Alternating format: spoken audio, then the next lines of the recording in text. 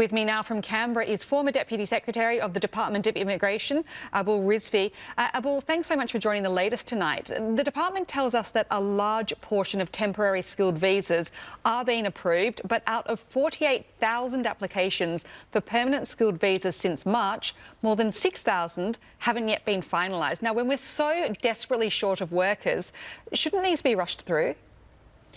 Well, there is a very substantial challenge in our visa system. You've identified one of them, and that is huge backlogs. And it's not just in these temporary skilled visas, it's across the board.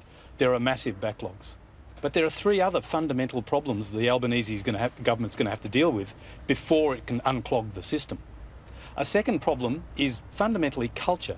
The culture in the Department of Immigration has been one of pursuing even the most petty issues in order to look for a refusal.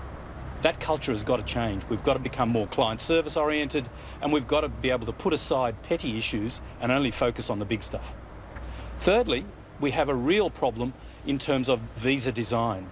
Over recent years, we've introduced all sorts of unnecessary requirements that just make the processing of visas unnecessarily bureaucratic. Requirements that have no value whatsoever, but just create delays and cost.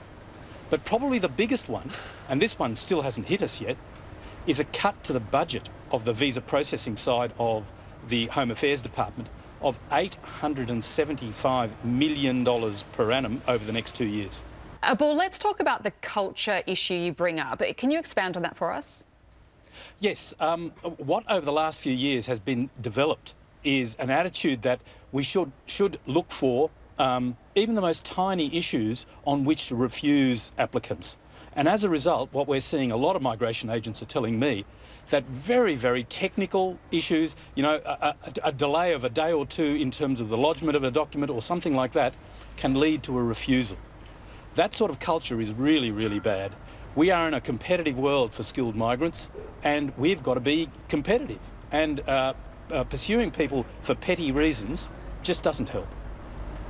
Well, we've seen certain industries like aged care, for example, facing massive shortages. They have around 65,000 workers leaving the sector every single year. Should we be creating a dedicated new visa class for workers in essential areas like this? Well, aged care is a specialist area. As far as aged care nurses are concerned, we probably don't need to create a dedicated visa.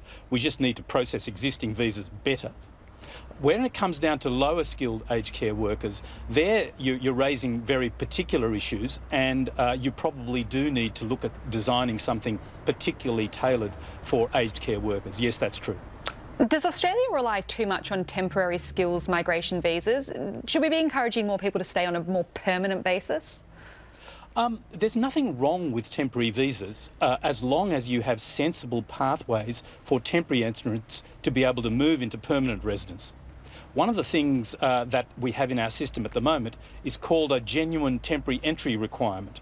So, for example, a student or a temporary skilled worker coming to Australia has to demonstrate that they don't have, somewhere in the back of their mind, the possibility of migrating permanently. That is an absolutely silly migration requirement. It should have been abolished years ago, and hopefully the Albanese government will get rid of it. Well, clearly a lot for the new government to digest. Abul Rizvi, thank you so much for your time today. You're most welcome.